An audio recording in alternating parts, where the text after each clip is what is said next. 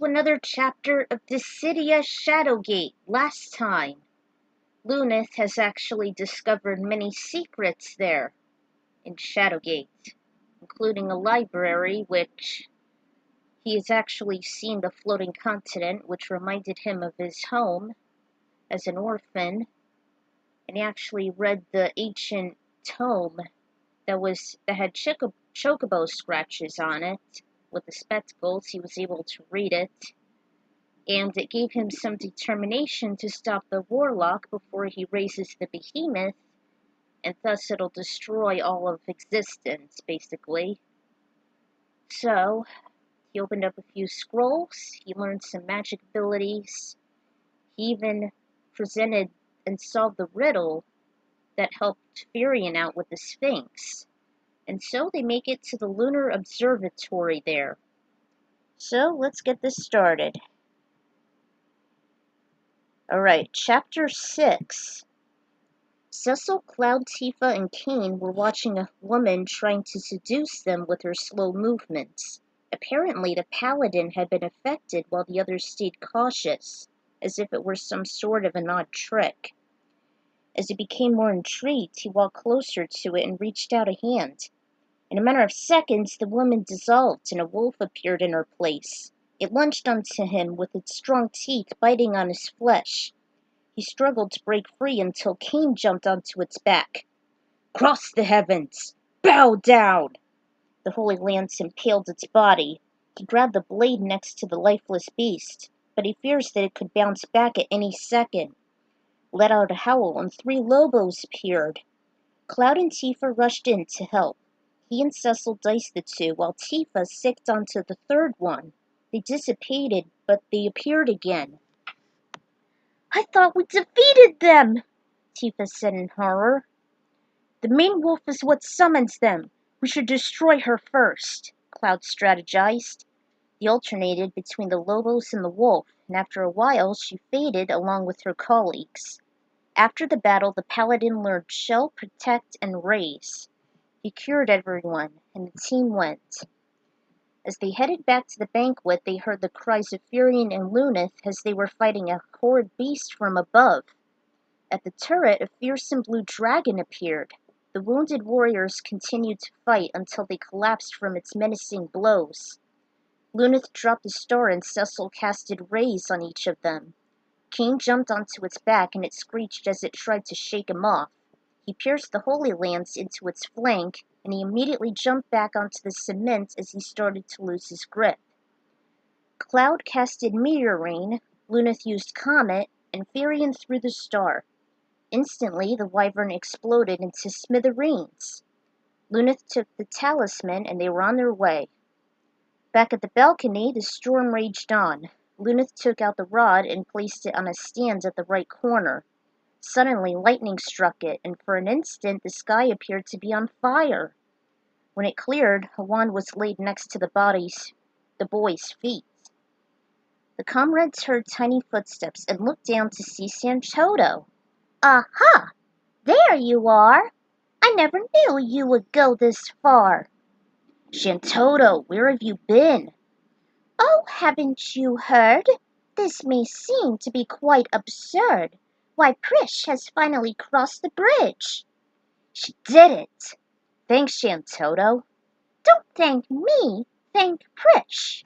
Although you can appreciate me if you wish." They headed all the way back to the chasm where the 2 bridges were. Suddenly, Luneth drank a bottle that felt unusually light and he started to float. It was quite strange since he was never able to use float on himself. "Come on, damn you! Come and get me!" Prishe threw her tantrums at the green snake. Her frustration was so great that she didn't realize it was only a statue. "Hey, you looking for me?" "That little runt! How did you get here?" "I was light enough to cross the bridge. Perhaps you need some help." Luneth waved his wand and the snake began to shrink. As it disappeared, it became a long crimson staff. "See? It was real easy, too." Prishe hugged and squeezed him tightly, nearly smothering him. Oh, you rascal! I can't thank you enough. I can surpass Duck using this. Please don't kill me, Luneth pleaded under his breath. Epor, Tarak, Matari, Illumina!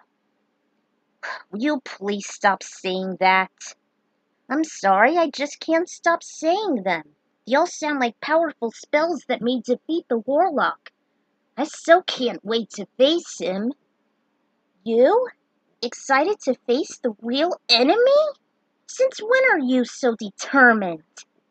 As they touched a stone corner where the Epor sign was, they ended up in a stone room with a dripping ceiling and a pedestal with a hole in it. Could this gem do the trick? He placed the blue gem on it, and an image of a wizard appeared in the back wall. Is that Blackmere? Listen, warriors. The Warlock Lord can only be defeated by thy courage and the Staff of Ages.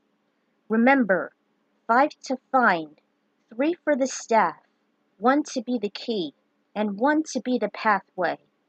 Have your wits about thee, warriors. Farewell. The image vanished, and Luneth was grateful that he found the staff for Prishe. But 5 to find? Could it be the gems? He looked down, and a scroll appeared. He opened it, and it said, As the shadow of the wind, thou shalt be. Humana. Or Humana. Much like that AARP thing. Whatever. Firion decided to head back to the place they previously stopped at. As they headed back to the chasm, the troll appeared. He demanded for 1 gold coin. Eat this, you rotten geezer! Humana! Luneth chanted, and everyone turned invisible. Its head turned as he attempted to figure out where his friends went. They were able to slip by without any hassles with Float from Prishe. Firion, Luneth, and Prishe stood before a skeleton wearing a gold crown sitting on a throne.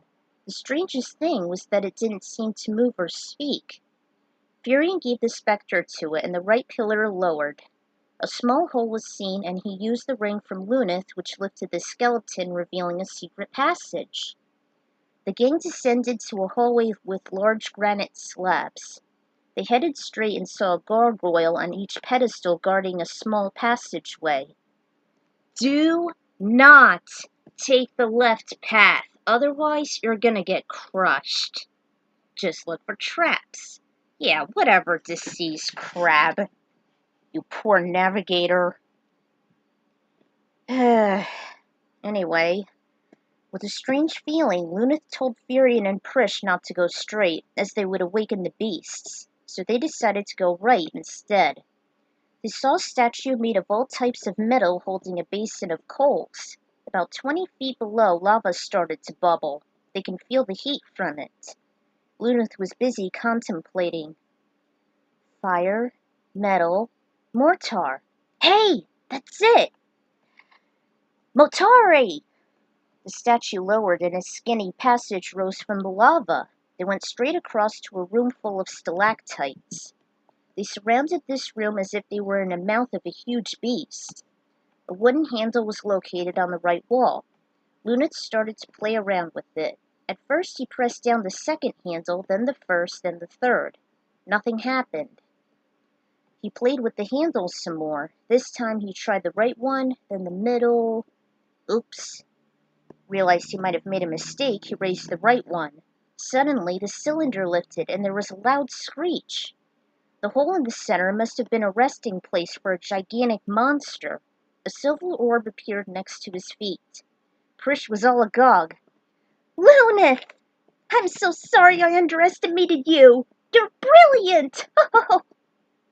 I'm so clever I amaze myself. When he headed back to the gargoyles, he chanted, Illumina! Blinding light burned their eyes, and Luneth and the others ran without detection. They came across an old sealed well. Hey, when you drop a coin into a well, you make a wish? That's just baby stuff. No one believes in it anymore. Jeez, you're such a downer. Onion Knight dropped the big coin after he made a wish to himself. Suddenly there was a huge gust of wind erupting from the well. It blew Luneth back on his bottom, and Firion decided to jump. Ready? Firion grabbed Prishe's and Luneth's hands as they gently descended to the bottom. They stood at a beach approximately 50 miles high from a river. A gong stood to the left. Luneth hit it, and an unfriendly specter on a wooden raft appeared, asking for a fare. "I guess these gold coins are good for something," Firion said. It spoke to quickly board the raft. On the opposite bank they saw a skull on the far corner, screaming silently. They had a strong feeling they were standing on hollow ground, and the enemy was near. To calm his nerves, Luneth opened a scroll. 5 to find, 3 are 1. 1 gives access, the bladed sun. The silver orb to banish below, the staff of ages to vanquish the foe. Joining the 2, the golden blade, the last to invoke the platinum horn. Platinum horn, silver orb, staff of ages. I got 'em all! In the first slot, Firion placed the talisman, the bladed sun. Then Luneth played the horn.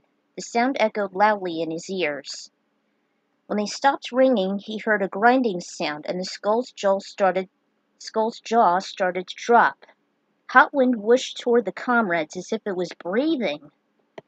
"Well, looks like you finally did it," Sidon said as he walked to the little group. "Don't ask, but we managed to get here thanks to a good friend of ours." Bart pointed to the wounded phantom. "What are we waiting for? Let's go after the warlock." "Not until we get some rest. We should face the warlock later." "Good idea, Lightning." That chapter with the she-wolf and the lobos, it was inspired by my visit to Great Wolf Lodge. Whether you're at home or away, you can get inspiration wherever you are. How awesome! Actually, fun fact. My family actually went to Great Wolf Lodge twice in the Poconos, but the first time I turned it down because I thought it would be too kiddish, and thus I had like a week staycation. It was great. I wish I would have these things more often when it's just me. Seriously. I could just unwind if it's just me. I can't wait for that to happen for reals, but the second time I went, it was like an indoor water park, combined with other things. So, next time, the Cosmos Warriors are actually going to reminisce on themselves before they actually have a chance to defeat the Warlock. We're almost there, guys, finally. So, see you all then.